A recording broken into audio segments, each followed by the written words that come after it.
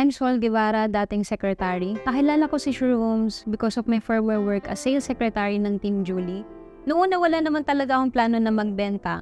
Pero dahil nga lagi ko nakakasama si Ma'am Julie at yung mga sellers niya, naisip ko na bakit hindi ko rin gawin na magbenta since halos lahat naman ng ginagawa ng sellers ginagawa ko din bilang secretary. At sobrang na-inspire talaga ako sa mga resultang meron sila, especially kay Ma'am Julie na at her young age, nakakapag-travel, may sasakyan at may property na. I was 21 years old nung nag-start ako. Sobrang daming struggles, mayayain akong tao, wala akong kakilala, at wala talagang perang panggalaw. Kaya lalo kong ginalingan, minaral ko yung industry at sinapagan pa talaga. And after a year na nagbebenta, kumikita na tayo ng 6 digits a month and napaglabas na rin tayo ng Honda BRV top of the line. I was the youngest car achiever during that time, at the age of 22, car owner na. Akala ko noon successful na ako, pero yung success kailangan pala na na-maintain siya. And yun pala yung pinakamahirap na part. I admit na nung time na yun, hindi pa ako ready, hindi ako nakapaghanda sa mga bagay na nare-receive ko, sa mga blessings na natatanggap ko. I was too emotional, I can't handle stress,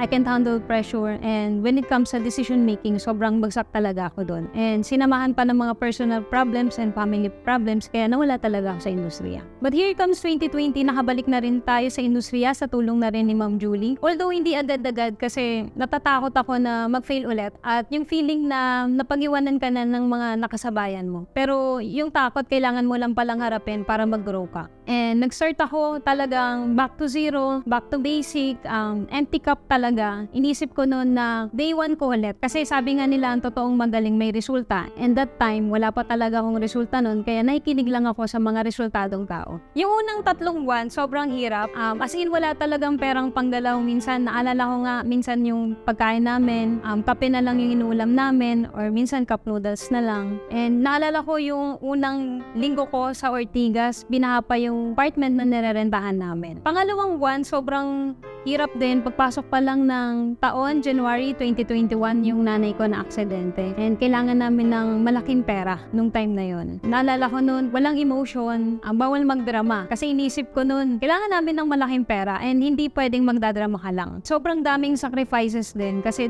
during that time na inoperahan yung nanay ko sa Cavite, ako naman nagtitraining ako ng mga tao, nagme-mentoring, naghanap ng benta kasi kailangan namin ng pera. So yun yung ginagawa ko. Ang dami kong realization that time na ang hirap pala maging mahirap, hindi ka makatulong kasi ikaw mismo wala. Mas lalo kong ginalingan. I'd give my 100% commitment sa bawat bagay na ginagawa ko, in every single day na ginagawa ko. Sabi ko noon, bahala na si Lord, may kita naman niya kapag tama yung intention mo. And true enough, after a year doing the business right, paunti-unti na-achieve na natin yung small and big achievements natin. Yung first achievement ko is nakakuha tayo ng property last August 2021, and ngayon is 3 property na siya, nakakasama at nakakapag-travel na din tayo. Hindi lang ako, kundi kasama na rin yung mga sellers and leaders under my team. Last April 2022, nakapaglabas din tayo ng Honda Civic, and this year, nakakuha na rin tayo ng sarili nating office, and last September 2023, nakapag-upgrade na rin tayo ng sports car from Honda Civic to Mazda Miata Club Edition. Kaya sobrang grateful talaga ako sa industry na to na hindi lang ako yung kumikita ng malaki, hindi lang ako yung nagkaroon ng magandang resulta dito. At ito yung pinaka-biggest achievement ko this year na 6 sa mga sellers ko na natulungan na natin na magkaroon din ng kanilang sasakyan. And this coming 2024, I'm looking forward